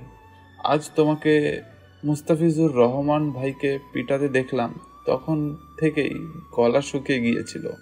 এটা ভেবে না জানি তুমি কি আবার উইকেট কিপার? না, আমি ব্যাটসম্যান। যাই হোক, তুমি ঘুমিয়ে পড়ো। আমার ঘুম পেয়েছে অনেক। সারাদিন পরীক্ষা দিতে দিতে আমি বড্ড ক্লান্ত। ওকে, ঘুমাও। সাব্বির শরীরটা এলিয়ে দেয়। মুহূর্তে ঘুমে ওর শরীর ভেঙে পড়ে। দেখতে দেখতে সময় অতিবাহিত হচ্ছে। আমজাদ হোসেন স্যার সাব্বিরকে বিকেএফসিতে রেখে যাওয়ার 3 মাস কেটে গিয়েছে। ডিসেম্বর মাস আর বাকি 7 দিন, তারপরই এশিয়া কাপের টিম ঘোষণা করবে। সাব্বিরের চিন্তার শেষ নেই। বারবার মনে আছে গোলপাক খাচ্ছে, সে চান্স পাবে তো। আজ বৃহস্পতিবার ট্রেনিংয়ের দিকে একাডেমিতে ক্লাস নেই। 9ম শ্রেণীর পরীক্ষা আগের ভাগেই শেষ হয়েছে। সারাদিন শুধু অনুশীলন আর অনুশীলন। টিমের সবাই বিরক্ত, শুধু সাব্বিরই অতি উৎসাহী। তার এক কথা, এখনই যদি আমরা হাঁপিয়ে উঠি তবে ম্যাচের সময় জিতব কী করে। সবাই মনে মনে সাব্বিরের ওপর ক্ষিপ্ত। এক রাসেল বাদে সে সাব্বিরের সাথে সমান তালে অনুশীলন করে যাচ্ছে। সকাল 10টা, নাস্তা সেরে সাব্বির নিমের বেডে একটু শুয়েছে। এমন সময় রাসেলের আগমন। ওই কিরে, তুই এখন শুয়ে আছিস? মাঠে যাবি না? হেড কোচ ডেকেছে। হ্যাঁ, যাচ্ছি, চল। রাসেল দরজার দিকে এগিয়ে যেতে গিয়েও থেমে যায়। কি মনে করে ফিরে এসে সাব্বিরের কানের কাছে মুখ নিয়ে গিয়ে বলে, শুনেছিস আজ না ক্যাপ্টেনের ঘোষণা করবে? হ্যাঁ, তো কি হয়েছে? আমাদের পরিচালক হেড কোচ শন টেক আর সহকারী হেড কোচ সালামউদ্দিন তোর ওপর তো ভীষণ ইমপ্রেসড। আমার মনে হয় কি জানিস? বল, কি মনে হয়? তুই হবি ক্যাপ্টেন। হলে আমি তোকে ভাইস ক্যাপ্টেন বানাবো। এখন দেখি, চল মাঠে যাই। সাব্বির বিছানা থেকে উঠে নিজের ব্যাগটা কাঁধে নিয়ে বেরিয়ে পড়ে, সঙ্গে রাসেল। ট্রেনিং গ্রাউন্ডে অনূর্ধ্ব 16 ব্যাচের প্রায় 40 জন উপস্থিত। এখান থেকে বেছে নেওয়া হবে মাত্র 15 জনকে, আর বাকি 4 জনকে রিপ্লেস হিসেবে। সাব্বির ঘামছে, শীতকাল তবুও ঘামছে। এমন সময় হেড কোচের আগমন। তিনি সবাইকে লাইনে দাঁড়াতে বলে সবার সামনে দাঁড়ান। পাশেই পরিচালক Akram Khan. Head coach TET বলতে শুরু করেন, প্রিয় অনূর্ধ্ব 16 ব্যাচের শিক্ষার্থীরা, তোমরা জানো সামনেই এশিয়া কাপ।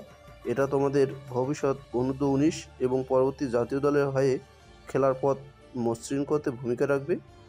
সবাই একসঙ্গে জি স্যার বলে ওঠে।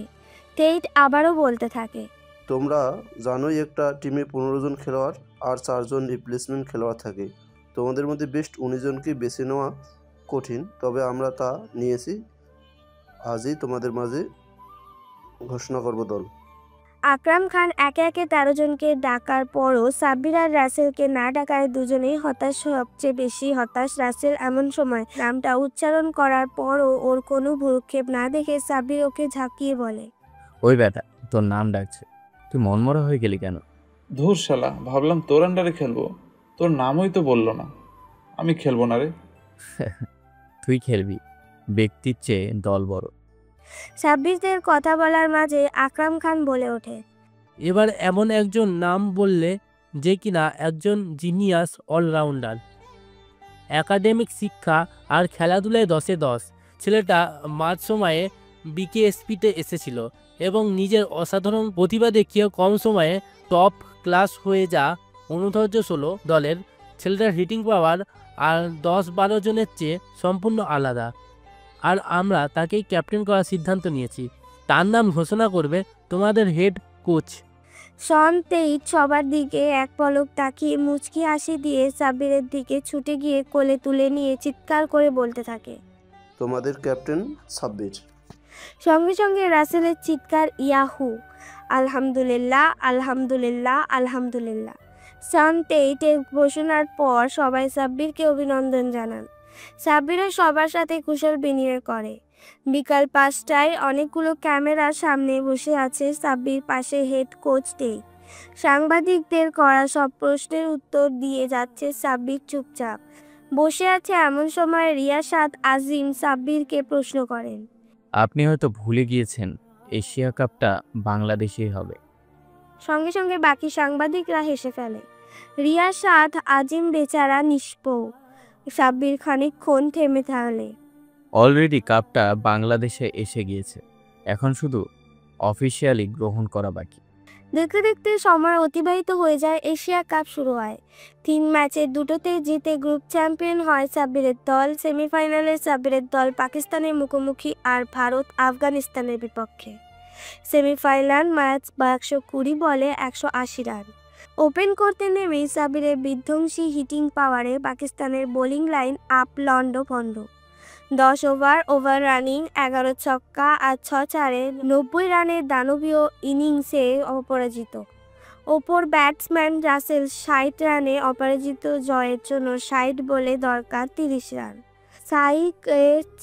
সাব্বির, বোলিংয়ে শাহিন সাহেব আফ্রিদি পরপর 2 বলে 2 ছক্কা মেরে সেঞ্চুরি পূরণ করে সাব্বির রান। তারপর আরও বিধ্বংসী হিটিং 3 বলে 3টা ছক্কা। 10 উইকেটে জয় পেয়ে ফাইনালে উঠে। মুহূর্তেই গ্যালারিতে গর্জন, বাংলাদেশ বাংলাদেশ। মুহূর্তের মাঝে দেশের সব পত্রিকায় সাব্বিরের ছবি আর বড় বড় অক্ষরে হেডলাইনে সাড়া ফেলে দেয় পুরো দেশ। সাব্বিরের পাওয়ার হিংসে পাকিস্তানকে উড়িয়ে দিয়ে অনূর্ধ্ব-16 এশিয়া ক্যাপ্টেন। ফাইনাল বাংলাদেশ, প্রতিপক্ষ আফগানিস্তান। সাব্বির খুশি হয়, ফিরে যায় হোটেলে। ফাইনালের দিন আফগানিস্তান মাত্র 150 রানে অল আউট হয়ে যায়। সাব্বির আর রাসেল ওপেনিংয়ের নামে, তারপর একের পর এক 4 ছক্কা মাত্র। 10 ওভারেই 140 রান তুলে ফেলে সাব্বির অপরাজিত 90 রানে, আর রাসেল 15। বাকি মাত্র রাসেল দ্রুত সিঙ্গেল নিয়ে সাব্বিরকে স্ট্রাইক দেয়। 11তম ওভারে প্রথম বল ফুল শটে বিশাল ছক্কা মারে সাব্বির। দ্বিতীয় বল নিজের সর্বোচ্চ শক্তি দিয়ে বলে আঘাত করার পর পুরো গ্যালারি গর্জন করে ওঠে, বাংলাদেশ বাংলাদেশ চ্যাম্পিয়ন বাংলাদেশ। সারা দেশ একটা শান্ত উৎসব নয়, সাব্বির হয় ম্যান অব দ্য টুর্নামেন্ট। খুশির শেষ নেই। অনূর্ধ্ব-16 এশিয়া কাপ জেতার পরপরই একের পর এক স্পন্সর আসতে থাকে। লাখ লাখ টাকার অফার। শত অফারের মাঝে সাব্বির বেছে নেয় এমআরএফ এর স্পন্সরশিপ, বছরে কোটি টাকা। এশিয়া কাপ জেতা 10 দিন পরই সাব্বির আর রাসেল জায়গা পেয়ে যায় অনূর্ধ্ব-19 দলে। সামনের অনূর্ধ্ব-19 যুবক বিশ্বকাপ। এবারের হেড কোচ সালাউদ্দিন, এবং সবাইকে অবাক করে দিয়ে ক্যাপ্টেন মিরাজের পরিবর্তে সাব্বিরকে ক্যাপ্টেন ঘোষণা করা হয়। দেশ জুড়ে সমালোচনা আর আলোচনার ঝড়, তবে সাব্বির নিশ্চুপ। গ্রুপ স্টেজে 4 ম্যাচের 4টাতেই ম্যাচ উইনিং সেঞ্চুরি করে বিশ্বকে কাঁপিয়ে দেয় সাব্বির। সেমিফাইনাল ম্যাচ অস্ট্রেলিয়া বনাম ইন্ডিয়া, বাংলাদেশ বনাম ইংল্যান্ড। প্রথম সেমিফাইনালে ভারত 120 রানে হেরে যায়। দ্বিতীয় সেমিফাইনালে ইংল্যান্ড বাংলাদেশকে 340 রানের টার্গেট দেয়। 300 বলে 340 রান প্রয়োজন। ড্রেসিং রুমে সাব্বির আর রাসেল ওপেনিংয়ে ব্যাট করতে নামার সময় হেড কোচ সালাউদ্দিন ধীরে খেলার কথা বলে, কিন্তু সাব্বির আর রাসেল মুচকি এসে মাঠে নেমে ইংল্যান্ড বোলারদের ওপর চড়াও হয়। পাওয়ার প্লেতে 120 রানের পার্টনারশিপ, সাব্বির 70 আর রাসেল 50। এমন সময় ব্রডের বলে রাসেল বোল্ড আউট হওয়ার পরপরই একে একে 5টা উইকেট হারিয়ে 20 ওভারে 170 রানে আগ্রহ। ম্যাচ জিতে হলে বহুত রান তাড়া করতে হবে। হেড কোচ এর কথাবার্তা আসে প্রতিটা বল সাব্বিরকে খেলতে হবে। সাব্বিরও স্ট্রাইকে চলে যায়, অ্যাটাক করে ইংল্যান্ডের বলারদের ওপর ব্রোকে 6 বলে 6 ছক্কা ছাকিয়ে নিজের সেঞ্চুরি পূরণ করে। 30 ওভার শেষে দলীয় রান 280, 20 ওভারের দরকার 60 রান। সাব্বির বিধ্বংসী মাত্র 5 ওভারে জিতে যায় ম্যাচ, সাথে পূরণ করে নিজের ডাবল সেঞ্চুরি। ফাইনালে মুখোমুখি হবে বাংলাদেশ আর অস্ট্রেলিয়া। ফাইনাল ম্যাচের দিন ড্রেসিং রুম জুড়ে আতঙ্ক, কারণ প্রতিপক্ষ অস্ট্রেলিয়া, যারা কিনা ফাইনালের জিন। ফাইনালি ম্যাচের দিন ড্রেসিং রুম জুড়ে আতঙ্ক, কারণ প্রতিপক্ষ অস্ট্রেলিয়া, যারা কিনা ফাইনালের জিন। একমাত্র সাব্বিরই কুল, সে দলের টপ বোলারদের সাথে কথা বলতে ব্যস্ত। আহমেদাবাদের পিচ প্রথমে বোলিং আর পরে ব্যাটিং সহায়ক। আল্লাহ আল্লাহ করে সাব্বির টস জিতে বোলিং নেয় আর অঘোষিত চ্যাম্পিয়ন হয়ে যায়।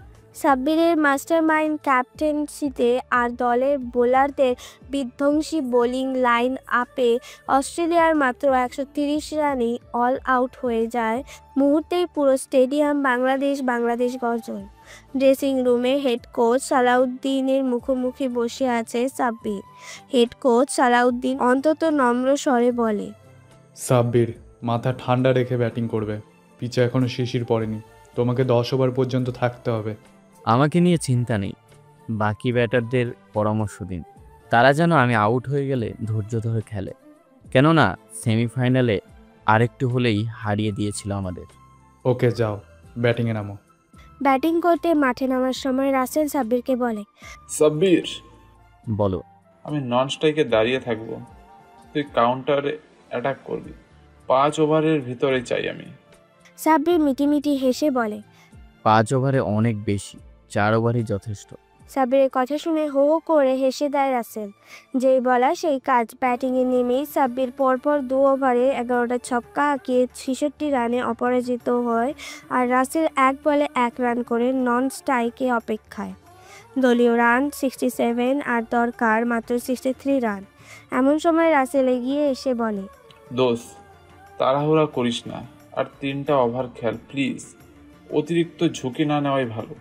নন স্ট্রাইকে দাঁড়া, আর একটা ওভার কাউন্টার অ্যাটাক করব, তারপর আরামসে 2 ওভারে 30 করে ফেলবো। যা বলা সেই কাজ। পরের ওভারে 6 বলে 6 ছক্কা মেরে নিজের সেঞ্চুরি পূরণ করে। এগিয়ে যায় রাসেলের দিকে আর বলে, দোস্ত, ফিনিশিংটা তুই দিয়ে দে। আমি কেন? তুই দিয়ে দে। না, তুই দিবি, আমি ছেড়ে দেখব। রাসেল মাথা ঝাঁকিয়ে স্ট্রাইক নেয় আর প্রথম 3 বলে 3টা ছক্কা মেরে সিঙ্গেল নিয়ে সাব্বিরকে স্ট্রাইক দেয়। দলীয় রান 121। রাসেল মুচকি এসে এগিয়ে যায় সাব্বিরের দিকে আর বলে, এবার আমি দেখি দোস্ত, কেমন ফিনিশিং তুমি দাও। সাব্বির প্রাণ খুলে হেসে বলে, 9 রান প্রয়োজন বন্ধু, নো টেনশন। কথাটা বলার পরপরই 2টো বলে 2টো ছক্কা মেরে ম্যাচ জিতিয়ে দেয়। মুহূর্তের মধ্যে ড্রেসিং রুম থেকে ছুটে আসে ওর সতীর্থরা। পুরো গ্যালারি লাল সবুজ পতাকায় ছেয়ে যায়। দেশের প্রতিটা টিভিতে তরুণ থেকে বৃদ্ধ খেলা দেখে হাততালি দিতে দিতে ক্লান্ত। পুরো ফেসবুক, ইনস্টাগ্রাম, টুইটারে পোস্টে হিরে। মুহূর্তের মাঝে সাব্বির 10 মিলিয়ন ফলোয়ার হয়ে যায়। তেমনইভাবে বগুড়া বাড়িতে নাবিয়া আর রাহেলা বেগম ছেলের সফলতাতে কখনো কাঁদছে তা কখনো হাসছে। তবে তারা দুজন বাদেও একজন দুজোড়া চোখের আড়ালে গোপনে মোবাইলে ট্রফি হাতে বিজয় উল্লাস করতে থাকা সাব্বিরের কপালে চুমুতে ভরিয়ে দিতে থাকেন। হ্যাঁ, তিনি আর কেউ নন, শাহেদ সাহেব। চুমু দিতে দিতে আবেগ কখন যে গলা ছেড়ে কেঁদে ফেলেছেন নিজেও জানে না। কাঁদতে কাঁদতে বলছেন, বাবা সাব্বির, আমাকে ক্ষমা করে দিস বাবা।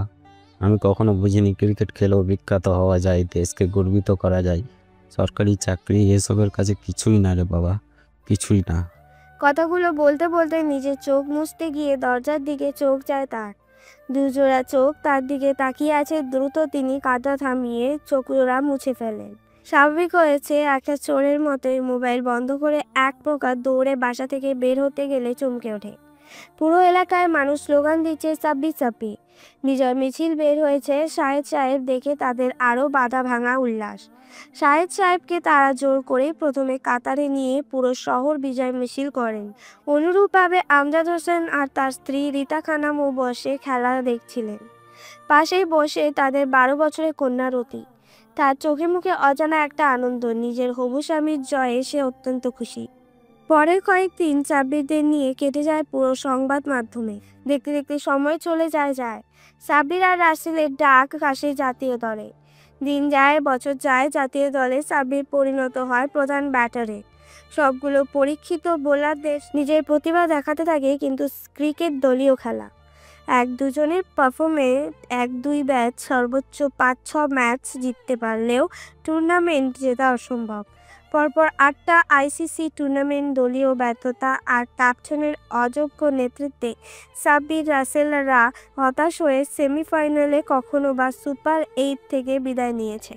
সব শেষে চ্যাম্পিয়ন ট্রফিতে সাব্বির রাসেলের 170 ওপেনিং পার্টনারশিপের পরও বাকি 40 ওভারে দলের ব্যাটিং ভরাডুবিতে মাত্র 29 রানে অল আউট হয়ে যায়। বাংলাদেশের ফলস্বরূপ নিউজিল্যান্ড ফাইনালে যায়। শেষ ক্যাপ্টেনের নির্লজ্জ সংবাদ সম্মেলনে সান্দিক রাসেলরা লজ্জায় কাউকে মুখ দেখাতে পারেনি। প্রতিদিনকার চেঞ্জে ফেরার সময় দলের নতুন হেড কোচ ফিল সিমস সাব্বিরকে ডেকে এক প্রকার গভীর কণ্ঠে বলেন, সাব্বির, জি স্যার। আমরা সিদ্ধান্ত নিয়েছি তোমাকে 2031 পর্যন্ত বাংলাদেশ দলের সব ফরম্যাটের ক্যাপ্টেন করাবো। তুমি কি দায়িত্ব নেবে? অবশ্যই নেব। বর্তমান অমল নিজ্জল আর বেহায়া ক্যাপ্টেনের আন্ডারে খেলা যায় না কোনোভাবেই। যে কিনা ক্যাপ্টেন হয়েও জিতার জন্য খেলে না, সম্মানজনক হারের জন্য খেলে। তার আন্ডারে খেললে আমরাও অমন অসম্মানজনক পরাজয়ের শিকার হব। আগামীকালই তোমাকে ক্যাপ্টেনে ঘোষণা করা হবে। নাজমুল হাসান শান্তকে সব ফরম্যাট থেকে বাতিল করে দেওয়া হবে। এটা আপনার আর নির্বাচকের বিষয়। আমি ক্যাপ্টেন হতে সম্মতি জানাচ্ছি। ধন্যবাদ। আশা করছি আমরা 2026-এ টি-20 বিশ্বকাপ চ্যাম্পিয়ন হব, ইনশাল্লাহ।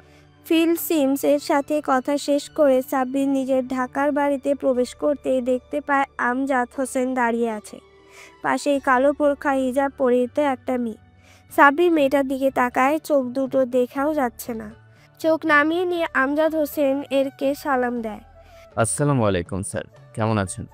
আলহামদুলিল্লাহ ভালো আছি বাবা, তুই কেমন আছিস? আলহামদুলিল্লাহ। তা হঠাৎ চলে আসলেন যে? তুই তো বাসায় থাকিস না, দেশ বিদেশে খেলে বেড়াচ্ছিস। আমারও বয়স হয়েছে, হেডমাস্টার পদ থেকে অবসর নিয়েছি, এখন একটু ঘোরাঘুরি করছি। গ্যারেজে গাড়ি আছে, যেটা পছন্দ হয়ে নিয়ে যাবেন। হ্যাঁ, পাগল, ওসব আমি চালাতে পারি নাকি? তাছাড়া তোর বড় ভাই আবিরও কিনেছে গাড়ি, কিন্তু আমি নেই না। ভালো লাগে না ওসব গাড়িতে উঠতে। এয়ার কন্ডিশন গাড়িতে বসলে আবহাওয়া বদল হয় না, শরীরটাও ফ্রেশ বোধ করি না। আপনার ইচ্ছে। নাস্তা করেছেন? ওসব পরে করব। তোকে একটা কথা বলেছিলাম, মনে আছে? কোন কথা? তোকে বলেছিলাম তুই ক্রিকেটার হ বা চাকরিজীবী, কখনোই মেয়ের নেশায় আসক্ত না হতে। তুই কি আমার কথা রেখেছিস? আলহামদুলিল্লাহ, আমি কোনো পর নারীতে আসক্ত নই। খেলাধুলা নিয়েই সময় কেটে যাচ্ছে। বগুড়া যাবি না? 8টা বছর তো হয়ে গেল, সেই 16 বছর বয়সে বাড়ি চাইলি। এখন তোর বয়স 24, বিয়ে করে সংসারী হবি না? সংসার বা বিয়ে নিয়ে আপাতত ভাবিনি। আমার আগামীকাল আমি বাংলাদেশে টিমের ক্যাপ্টেন নির্বাচন হব। সামনেই টি-20 ওয়ার্ল্ড কাপ, সম্পূর্ণ মনোযোগ এখন ওঠা নিয়েই। তোকে একটা কথা বলবো, রাখবি? রাখার মতো হলে অবশ্যই রাখবো আমি। আমার মেয়ে রতিকে বিয়ে করবি তুই? সাব্বির আমজাদ হোসেনের মুখ থেকে এমন কথা শুনে হা করে তাকায় তার দিকে।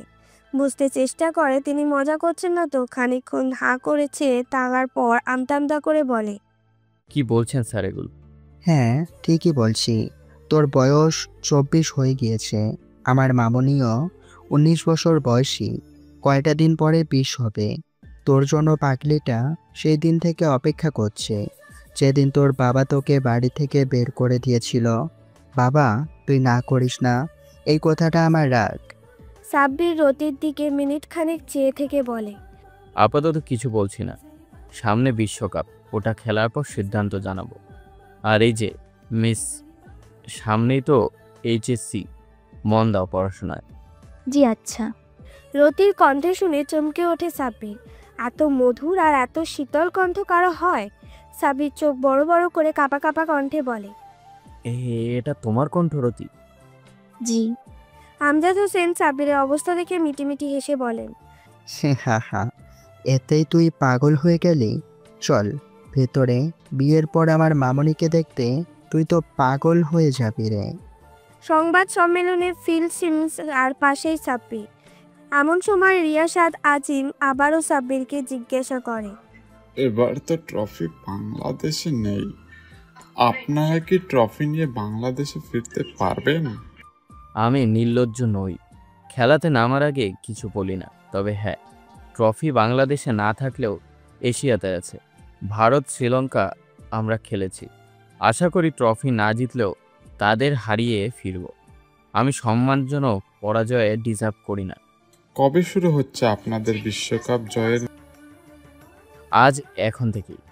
দেখতে দেখতে 2026-এর ফেব্রুয়ারি মাস চলে আসে। ক্রিকেট খেলুড়ে দেশগুলোয় বিশ্বকাপের দামার বাজে ওঠে। গ্রুপ ম্যাচে পরপর শ্রীলঙ্কা, নেপাল, নেদারল্যান্ডস আর সাউথ আফ্রিকাকে হারিয়ে বাংলাদেশ সুপার 8-এ জায়গা করে নেয়।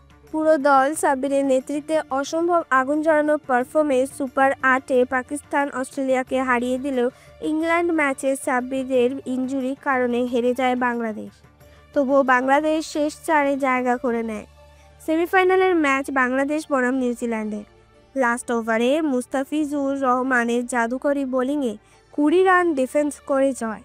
সঙ্গে সঙ্গে ইতিহাস তৈরি করে বাংলাদেশ, প্রথমবারের মতো আইসিসি ফাইনালে তারা। পুরো দেশ খুশিতে আত্মহারা। দ্বিতীয় সেমিফাইনালে ভারতকে হারিয়ে ইংল্যান্ড উঠে যায় ফাইনালে। ফাইনাল ম্যাচ 8ই মার্চ ভারতের আহমেদাবাদে। 8ই মার্চ টস জিতে আবারও বোলিংয়ের সিদ্ধান্ত নেয় সাব্বির। যথারীতি বাংলাদেশের বোলিং বিভাগ এক প্রকার ইংল্যান্ডের ব্যাটিং লাইন আপকে ভেঙে চুরমার করে দেয়। তাসকিনের 4 উইকেট, মুস্তাফিজুরের 3, তাজিম সাকিবের 2 আর রিশাদ হোসেনের 1 উইকেটে নেয়। বাংলাদেশের টার্গেট দাঁড়ায় 120 বলে 14 রান। পুরো স্টেডিয়াম জুড়ে বাংলাদেশের পতাকা। ব্যাট হাতে রাসেল আর সাব্বির নামতেই পুরো স্টেডিয়াম চিৎকার করে ওঠে। সাব্বির গভীর মুখ করে স্ট্রাইক প্রান্তে ব্যাটিং শুরু করে জাফর আচারকে প্রথম ওভারেই 4টা ছক্কা মেরে শুরু করে জয়ের লড়াই। 10 ওভারে বাংলাদেশের দলের সংগ্রহ 112 রান। রাসেল আউট হওয়ার পরপরই লিটন, তানজিম, হৃদয় আউট হয়ে অনেকটাই ব্যাকফুটে বাংলাদেশ। এমন সময় সাব্বির ডেকে নেয় তাসকিনকে ব্যাটিংয়ে। তারপরেই শুরু করে সাব্বিরের বিধ্বংসী হিটিং। জোফরা আচার তৃতীয় ওভার বল করতে আসলে 11তম ওভারে যখন বাংলাদেশের দরকার 60 বলে 28 রান, স্ট্রাইকে সাব্বির প্রথম বলে আচারের দুর্ধর্ষ বাউন্সার আঙুল দেখিয়ে পুল শটে 6 মারার পরই পুরো গ্যালারি গর্জন বাংলাদেশ বাংলাদেশ। নিজ দেশের জয়ধ্বনি শুনে সাব্বির আলাদা একটা রিদম পায়, যার ফলে পরপর 3টা বলেই 3টা আভার বাউন্ডারিতে সংগ্রহ দাঁড়ায় 130 রানে। বাংলাদেশ জিততে দরকার 58 বলে মাত্র 10 রান। বল করতে আসে মার্কুট। তাসকিন কোনো মতে ব্যাটে বল লাগিয়ে সিঙ্গেল নেয়। উড দ্বিতীয় বলেই সর্বোচ্চ গতিতে ইকার করতে গেলেও সাব্বির 3 ধাপ এগিয়ে এসে বলটাকে ফুল টস বানিয়ে লং অফে বিশাল ছক্কা মেরে দেয়। মুহূর্তে ড্রয়িং রুমে জয়ের আনন্দে লাফিয়ে ওঠে। তীক্ষ্ণ চোখে সাব্বির তাকিয়ে আছে বলের দিকে। মার্কুট বলার করার সঙ্গে সঙ্গে সাব্বির ব্যাট চালায়, বল উড়ে গিয়ে বলের মাঠের বাইরে। ছুটতে শুরু করে বাংলাদেশের টিম। একে একে জড়িয়ে ধরে সাব্বিরকে। ইতিহাস লিখে বাংলাদেশ। নিজের ছেলের সাফল্য আর লুকিয়ে নয়, নাবিয়া আর রাহেলা বেগমকে সঙ্গে নিয়ে ড্রয়িং রুমে বসে দেখলেন শাহিদ সাহেব। গত 9টা বছর তিনি ক্রিকেটের সবচেয়ে বড় ফ্যান হয়ে গিয়েছেন, হয়তো নিজের ছেলের সাফল্যের জন্যে। আমজাদ হোসেন এর বাড়িতেও একই অবস্থা।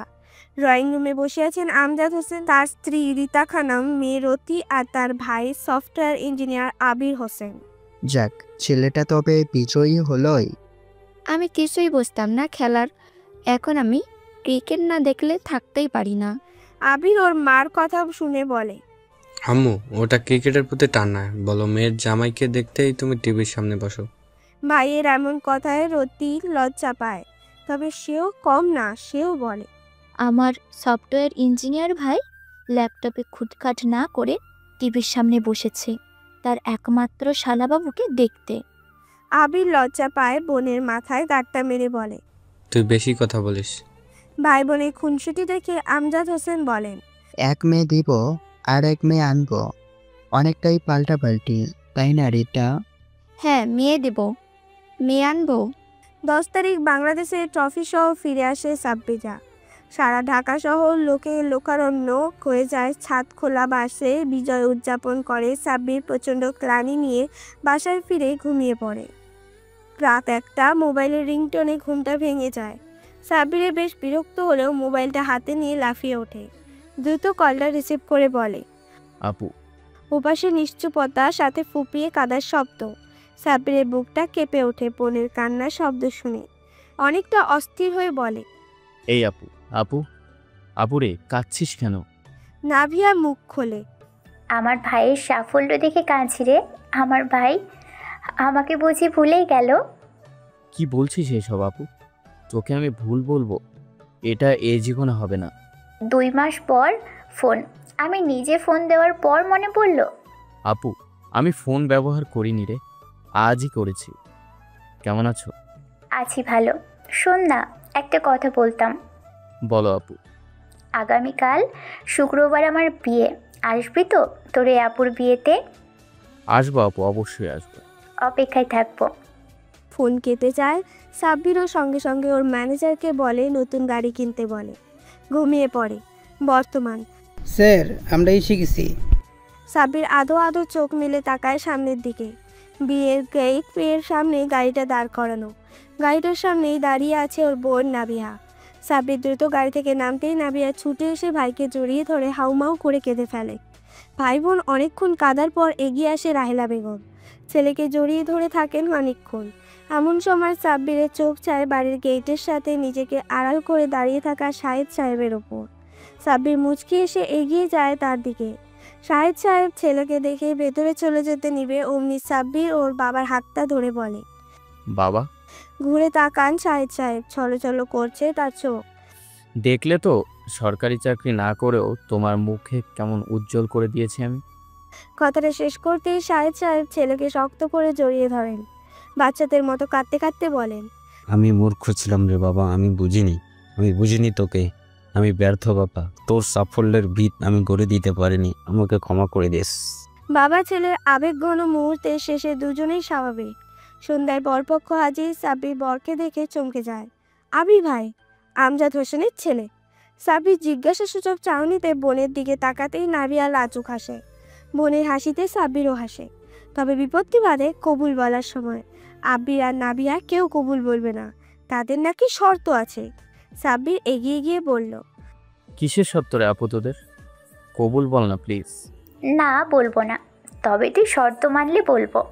ওকে ফাইন, বল, আমি মানবো তোদের শর্ত।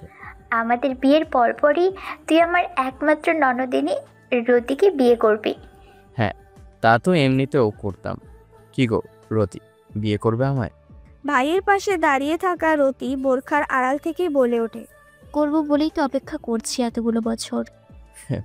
তবে চলো করেই ফেলি বিয়ে।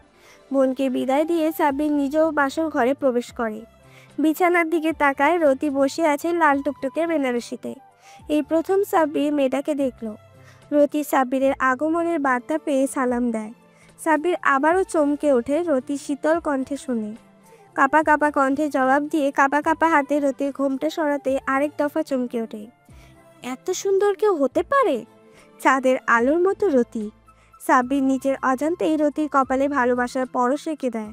রতি শিউরে ওঠে, সাব্বিরকে জড়িয়ে ধরে বলে, ভালোবাসুন আমার প্রিয় স্বামী, আপনার ভালোবাসা পেতে আমি মরিয়া। সাব্বির রতিকে নিজের বুকের মাঝে টেনে নিয়ে বলে, ভালোবাসি তোমাকে আমি বউ। আমিও ভালোবাসি আপনাকে প্রিয় স্বামী। গল্পটি আপনাদের কেমন লেগেছে তা কমেন্টের মাধ্যমে জানাতে ভুলবেন না, এবং আমাদের SMS স্টোরি চ্যানেলে নতুন হয়ে থাকলে চ্যানেলটিকে সাবস্ক্রাইব করে পাশে থাকা বেল আইকনে প্রেস করুন, যাতে করে আমাদের প্রত্যেকটি নতুন নতুন গল্পের নোটিফিকেশন আপনাদের কাছেই সবার প্রথম পৌঁছে যায়। দেখা হচ্ছে পরবর্তী গল্পে। ততক্ষণ ভালো থাকবেন, সুস্থ থাকবেন। ধন্যবাদ।